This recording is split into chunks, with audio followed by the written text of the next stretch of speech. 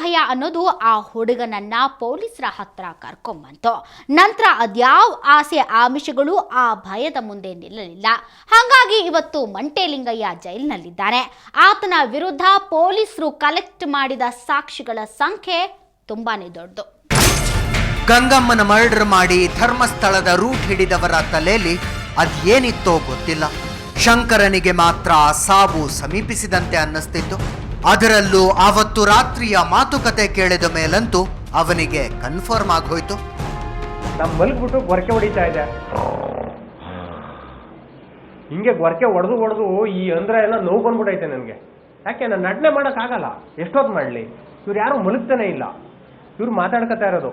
ಅದರಲ್ಲಿ ಚಂದ್ರಮ್ಮ ಹೇಳ್ತಾ ಇರೋದು, ಅವನಿಗೆ ಮಾಡಿ ಸಾಯಿಸ್ಬಿಡೋಣ ಅಂತ, ಇಲ್ಲೇ ಸಾಯಿಸ್ಬಿಡೋಣ ಅಂತ. ಸಿದ್ಧ ಇನ್ನೊಂದು ಅರ್ಧ ಗಂಟೆ ತಡ್ಕೋ, ಚಾರ್ಮುಡಿ ಘಾಟಕ್ಕೆ ತಗೊಂಡೋಗ್ತೀನಿ, ಇಲ್ಲೇನು ಬೇಕಾದ್ರೂ ಮಾಡ್ಕೋ, ಇಲ್ಲೇನು ಮಾಡಬೇಡ, ಇಲ್ಲಿ ಎಡ ಸಾಕ್ತದೆ ಹೆಂಗೆ ಅಂತ. ಅಲ್ಲಿ ಕೆಂಚನು ಕುಡಿದ್ಬಿಟ್ಟವ, ನಾನು ಟವಲೆಲ್ಲ ಸಾಯಿಸ್ಬಿಡ್ತೀನಿ ಇಲ್ಲಿ ಅಂತ ಅವನೇ. ಪಾಪ ನಾನು ಸಾಯಿಸ್ಬೇಡ ಅಂತ ಹೇಳಿದ ಒಂದು ಶಿವಶೆಟ್ಟಿ ಒಬ್ಬರೇ.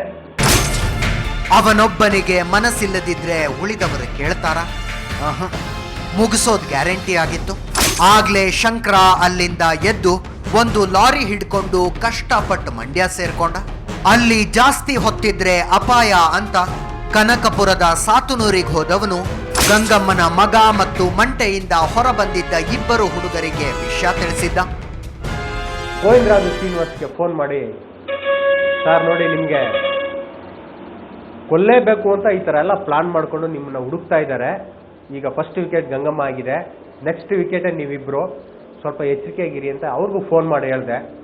ಆನಂತರ ವಿಜಯನಗರ ಪೊಲೀಸ್ ಸ್ಟೇಷನ್ಗೆ ಫೋನ್ ಮಾಡಿ, ನಾನು ಈ ಥರ ಒಂದು ಕೊಲೆ ಪ್ರಕರಣದಲ್ಲಿ ನಿಮ್ಗೆ ಸತ್ಯ ಹೇಳಲಿಕ್ಕಿದ್ದೀನಿ, ನೀವು ಬನ್ನಿ ಅಂತ ಹೇಳಿದೆ. ಇಲ್ಲಪ್ಪ ನೀನೇ ಬಂದುಬಿಡಿ ಇಲ್ಲಿಗೆ ಅಂತ ಹೇಳಿದ್ರು.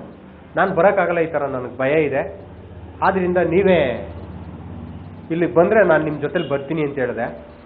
ಆನಂತರ ಅವರು ಸುಮೋದಲ್ಲೋ ಜೀಪೋ ಏನೋ ತೊಗೊಂಡು ಬಂದು ಸಾತ್ನೂರು, ಕನಕಪುರ ಸಾತ್ನೂರು ಕಬ್ಬಾಳು, ಅಲ್ಲಿಂದ ನನ್ನನ್ನು ಕರ್ಕೊಂಡು ಸ್ಟೇಷನ್ಗೆ ಬಂದರು ರಾತ್ರಿ 9 ಗಂಟೆಗೆ.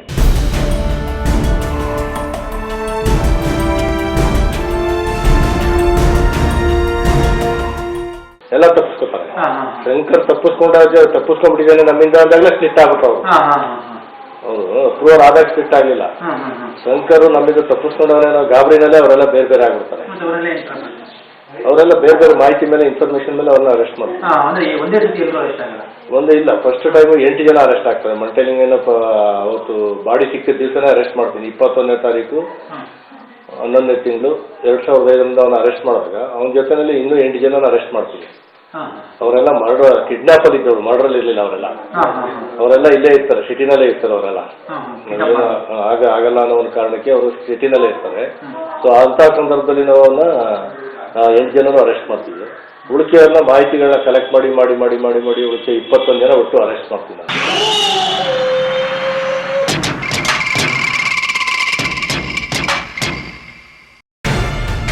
ಇವರ ಪೈಕಿ ಮೊದಲು ಅರೆಸ್ಟ್ ಮಾಡಿದ್ದು ಮಂಟೇಲಿಂಗಯ್ಯನನ್ನ. ತನ್ನ ಮನೆಯಲ್ಲೇ ಫ್ರೆಶ್ ಆಗಿ ಕೂತಿದ್ದವನಿಗೆ ಗೋಳ ತೊಡಿಸಲಾಯಿತು. ಸ್ನಾನ ಮಾಡ್ಕೊಂಡು ರೆಡಿ ಆಗಿದ್ದ. 1 ಅವರ್ 2 ಅವರ್ಸ್ ಕೈ ಸಿಗ್ತಿರ್ಲಿಲ್ಲ ಬಹುಶಃ ನನಗೆ. ಹೋಗಿ ಸ್ನಾನ ಮಾಡ್ತಿದ್ದೆ. ಏನ್ ರಿಯಾಕ್ಷನ್ ಏನಿಲ್ಲ, ಕೂಲಾಗಿ ಬಂದ ನಮ್ಮ ಜೊತೆಲಿ ಬಂದ. ನಾನೇನು ಮಾಡಿಲ್ಲ ಹಾಗೆ ಹೀಗೆ ಅಂತ ಹೇಳ್ದ. ಏನ್ ಮಾಡಿಲ್ಲ ಅಂತ ಆಯ್ತು, ಬಂದು ಕೋರ್ಟಲ್ಲಿ ಹೇಳ್ಕೊಡಿ, ಅದನ್ನೆಲ್ಲ ಬಂದು ನಿನ್ನ ಅರೆಸ್ಟ್ ಮಾಡ್ತಾ ಇದ್ದೀನಿ ಇಂಥ ಕೇಸಲ್ಲಿ ಅಂತ ಹೇಳ್ಬಿಟ್ಟು ಕರ್ಕೊಂಡ್ಬಂದೆ. ಅರೆಸ್ಟ್ ಆದವನು ಸ್ವಲ್ಪ ದಿನದಲ್ಲಿ ನಕಲಿ ದಾಖಲೆಗಳನ್ನ ಕೊಟ್ಟು ಬೇಲ್ ತಗೊಂಡು ಹೊರಬಂದಿದ್ದ. ಮಂಟಲಿಂಗಯ್ಯ ಏನೇನೋ ಸುಳ್ಳು ದಾಖಲಾತಿನೆಲ್ಲ ಕೊಟ್ಟು ಬೇಲ್ ತಗೊಂಡ್ಬರ್ತಾರೆ. ನನಗೆ ಕಾಯಿಲೆ ಇದೆ ಅಂತೇಳಿ ವೈದ್ಯಕೀಯ ಜಾಮೀನು ಪಡೆದು ಬರ್ತಾರೆ. ಆ ಪಡೆದು ಬಂದಾಗ ಬೆಳಗಾಂ ಜೈಲಿಂದ ರಿಲೀಸ್ ಆಗ್ತಾರೆ. ಮತ್ತೆ ಇವರು ಪಡೆದಿರ್ತಕ್ಕಂಥ ಜಾಮೀನು ಪಡೀಲಿಕ್ಕೆ ಕೊಟ್ಟಿರ್ತಕ್ಕಂಥ ದಾಖಲೆ ಎಲ್ಲ ಡೂಪ್ಲಿಕೇಟು ಕೊಟ್ಟಿ ಅಂತ ಗೊತ್ತಾಗಿ ಹೈಕೋರ್ಟು ಈ ಬೇಲನ್ನು ಕ್ಯಾನ್ಸಲ್ ಮಾಡುತ್ತೆ. ಕ್ಯಾನ್ಸಲ್ ಮಾಡಿ ಸುರೇಂದ್ರ ಅಂತೇಳಿ ಬೆಂಗಳೂರಿನಲ್ಲಿ ವಿಕ್ಟೋರಿಯಾದಲ್ಲಿ ಸರ್ಜನ್ ಅವರು, ಆ ಸರ್ಟಿಫಿಕೇಟ್ ಕೊಟ್ಟಂತ ಸುರೇಂದ್ರ ಅವರನ್ನು ಸಸ್ಪೆಂಡ್ ಮಾಡುತ್ತೆ ಹೈಕೋರ್ಟು. ಅವರು ಸಸ್ಪೆಂಡ್ ಮಾಡಿ ಇವರನ್ನ ಮತ್ತೆ ವಾಪಸ್ಸು ಜೈಲಿಗೆ ಕಳಿಸುತ್ತೆ ಮಂಟಲಿಂಗಯ್ಯನವ್ರನ್ನ. ಹೀಗೆ ಮತ್ತೆ ಜೈಲಿಗೆ ಫಿಟ್ ಆದವನಿಗೆ ಪರ್ಮನೆಂಟ್ ಜೈಲಲ್ಲೇ ಇರಪ್ಪ ಅಂತ ಕೋರ್ಟ್ ಹೇಳಿದೆ. ಅದಕ್ಕೆ ಕಾರಣ ಇವನ ವಿರುದ್ಧ ಇದ್ದ ಸಾಕ್ಷಿಗಳು. ಜಗದಾಂಬ ಪೆಟ್ರೋಲ್ ಬಂಕ್ ಇದೆ ಇಲ್ಲಿ, ಈ ಡಬಲ್ ರೋಡ್ ಇದರಲ್ಲಿ ಅಲ್ಲಿ ಪೆಟ್ರೋಲ್ ಹಾಕ್ತಿರ್ತಾರೆ. ಅದು ಬಹಳ ಎವಿಡೆನ್ಸ್ ಆಯ್ತು ನಮಗೆ. ಯಾಕೆಂದ್ರೆ ಕಿಡ್ನಾಪ್ ಮಾಡ್ಕೋ ಸಂದರ್ಭದಲ್ಲಿ ಹೋಗ್ಬೇಕಾದ್ರೂ ಕೂಡ ಮಂಡ್ಯ ಗಂಗಮ್ಮ ಟಾಟಾ ಸುಮೋದಲ್ಲಿ ಇದ್ದಾಗಲೂ ಕೂಡ ಏನ್ ಮಾಡ್ತಾರೆ, ಅವಳನ್ನ ಕರ್ಕೊಂಡು ಅಲ್ಲಿ ಹೋಗಿ ಒಳಗಡೆ ಇಟ್ಕೊಂಡೋಗಿ ₹1,000 ಡೀಸೆಲ್ ಹಾಕ್ಸ್ಕೊತಾರೆ. ಅದು ರೆಸೀಟ್ ಸಿಕ್ತು, ಗಾಡಿ ನಂಬರ್ ಮೆನ್ಷನ್ ಆಗಿತ್ತು, ಅದರಲ್ಲಿ ಟಾಟಾ ಸುಮೋ ಮೆನ್ಷನ್ ನಂಬರ್ ಆಗಿತ್ತು. ಮತ್ತೆ ಅದರಲ್ಲಿ ಬೇಗ ಹಾಕರು ಅಂತ ಹೇಳಿ ಆತರ ಮಾಡ್ಕೊಂಡಿದ್ದು. ಅದೆಲ್ಲ ಅವನು ಪೆಟ್ರೋಲ್ ಹಾಕಿದಂತ ವ್ಯಕ್ತಿನೂ ಕೂಡ ಪೂರ್ವಕವಾಗಿ ಸಾಕ್ಷಿ ಹೇಳ್ತಾನೆ ನಮಗೆ. ಅದೇ ರೀತಿ ಫುಡ್ ಕೊಟ್ಟಂತ ವ್ಯಕ್ತಿನೂ ಕೂಡ ಹೇಳ್ತಾನೆ. ಮರ್ಡರ್ ಮಾಡಿ ಬರ್ಬೇಕಾದ್ರೆ ಅಲ್ಲಿ ಇಲ್ವಾಲ್ ಹತ್ರ ಒಂದು ಕ್ಯಾಂಟೀನ್ ಅಲ್ಲಿ ಟೀ ಕುಡಿತಾರೆ, ಇಲ್ವಾಲ ಪೊಲೀಸ್ ಸ್ಟೇಷನ್ ಪಕ್ಕದಲ್ಲಿ. ಸೊ ಅವರು ನಾವು ಎವಿಡೆನ್ಸ್ ಮಾಡ್ಕೊಂಡ್ವಿ. ಸುಮಾರು ಒಂದು 65 ಜನ ಸಾಕ್ಷಿದಾರರು. ಇವರ ಪೈಕಿ ಯಾರ್ಯಾರಿಗೆ ಯಾವ್ಯಾವ ಥರದ ಬೆದರಿಕೆಗಳಿದ್ವೋ ಗೊತ್ತಿಲ್ಲ. ಈ ಶಂಕರನಿಗಂತೂ ಭರ್ಜರಿ ಆಮಿಷವನ್ನೇ ಒಡ್ಡಿದ್ನಂತೆ ಮಂಟೆ. ಬಹಳಷ್ಟು ಮಂದಿನ ನನಗೆ ತುಂಬಾ ಆತ್ಮೀಯವಾಗಿರ್ತಕ್ಕಂಥವ್ರನ್ನೇ ಕಳಿಸಿದ್ದಾರೆ. ನನ್ನ ಮನೆಗೆಲ್ಲ ಹೋಗಿದ್ದಾರೆ. ಅವ್ರ ಹೆಂಡತಿ ಬೇಲ್ ಮೇಲೆ ಹೋಗಿ ಬೇರೆಯವ್ರನ್ನೆಲ್ಲ ಹೋಗಿ ನನ್ನ ಸಾಕಿ ಬೆಳೆಸ್ತಂತ ನನ್ನ ಮಾವ ಮರುಸ್ವಾಮಿ ಅವ್ರ ಹತ್ರ ಹೋಗಿದ್ದಾರೆ, ನನ್ನ ತಾಯಿ ಲಕ್ಷ್ಮಮ್ಮನ ಹತ್ರ ಹೋಗಿದ್ದಾರೆ, ನಮ್ಮ ಅತ್ತೆ ಹತ್ರ ಹೋಗಿದ್ದಾರೆ, ನನ್ನ ಹೆಂಡತಿ ಹತ್ರ ಹೋಗಿದ್ದಾರೆ. ಹೌದು, ನೀನ್ ಏನ್ ಆಫರ್ ಇಡ್ತೀಯ ಇಡು, ನೀನ್ ಏನ್ ಬೇಕಾದ್ರೂ ಕೊಡ್ತೀನಿ. ನೀನ್ ಸೈಟ್ ಬೇಕಾ, ಮನೆ ಬೇಕಾ, ದುಡ್ಡು ಬೇಕಾ, ನನ್ನ ಮುಂದೆ ಸೂಟ್ ಕೇಸಿನಲ್ಲಿ ದುಡ್ಡು ತಂದು ಇಟ್ಬಿಟ್ಟು ಈ ಹಣನ ನಿನ್ ಜೀವನದಲ್ಲಿ ಎಂದೂ ನೀನ್ ಸಂಪಾದನೆ ಮಾಡೋಕ್ಕಾಗಲ್ಲ. ಅಷ್ಟು ದುಡ್ಡು ಇಲ್ಲಿದೆ. ಒಂದೇ ಗುಕ್ನಲ್ಲಿ ನೀನ್ ಸಂಪಾದನೆ ಮಾಡೋಕ್ಕಾಗಲ್ಲ. ಇಷ್ಟಕ್ಕೂ ನೀನೇ ಹಕ್ಕದಾರ. ಯೋಚನೆ ಮಾಡು. ನೀನ್ ಶಿಕ್ಷೆ ಕೊಡ್ಸೋದ್ರಿಂದ ಏನೂ ಪ್ರಯೋಜನ ಇಲ್ಲ.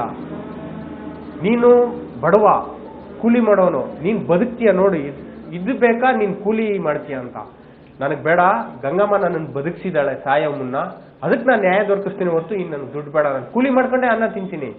ಈ ದುಡ್ಡನ್ನ ತಗೊಂಡು ನಾನು ಐಷಾರಾಮಿ ಜೀವನ ನಡೆಸಿ ನಾನು ಗಂಗಮ್ಮನಿಗೆ ಅನ್ಯಾಯ ಮಾಡಲ್ಲ. ನನಗೆ ಆ ದುಡ್ಡು ಬೇಡ ಅಂತ ಹೇಳಿದೆ.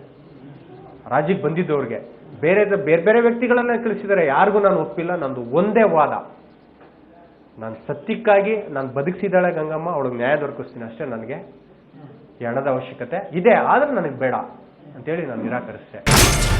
ಗಂಗಮ್ಮನಿಗೆ ನ್ಯಾಯ ಕೊಡಬೇಕು ಅಂತ ನಿರ್ಧರಿಸಿದ್ನೋ ಅಥವಾ ಮಂಟೆ ಹೊರಗೆ ಬಂದ್ರೆ ತನ್ನ ಪ್ರಾಣಕ್ಕೆ ಅಪಾಯ ಅಂತ ಸಾಕ್ಷಿ ಹೇಳಿದ್ನೋ?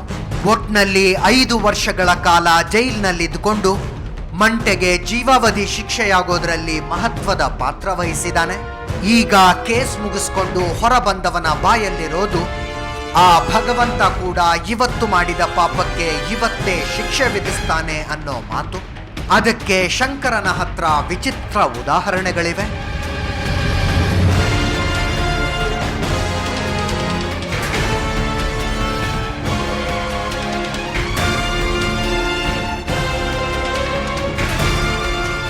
ಮಂಟೆ ಜೈಲಿಗೆ ಹೋದ ಮಾತ್ರಕ್ಕೆ ಅವನನ್ನ ಮೈಸೂರಿನ ಜನರಿಗೆ ಮರೆಯೋದಕ್ಕಾಗಲ್ಲ. ಅದರಲ್ಲೂ ಆ ಶಂಕರನಿಗಂತೂ ಚಾನ್ಸೇ ಇಲ್ಲ. ಅವನು ಮಂಟೆ ಲಿಂಗಯ್ಯನ ಬಗ್ಗೆ ಮತ್ತು ಅವನ ಜೊತೆ ಇದ್ದ ಹಂತಕರ ಬಗ್ಗೆ ಒಂದು ವಿಪರ್ಯಾಸ ಅನ್ನೋ ಥರದ ವಿಷಯವನ್ನ ಹೇಳ್ತಾನೆ. ಅದನ್ನ ಕೇಳಿಸ್ಕೊಂಡ್ರೆ ಮಂಟೆಯ ಪೂರ್ತಿ ಪರಿಚಯ ಆಗೋದು. ಅದರ ಬಗ್ಗೆ ಒಂದು ಬ್ರೇಕ್ ನಂತರ ಹೇಳ್ತೀವಿ.